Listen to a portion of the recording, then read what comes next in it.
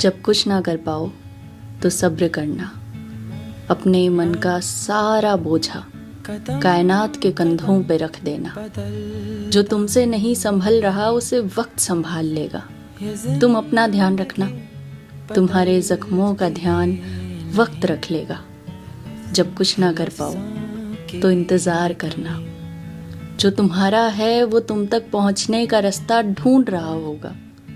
जो तुमसे खो गया तुम उसका केवल रास्ता होगे। शायद वो कहीं और जा रहा होगा।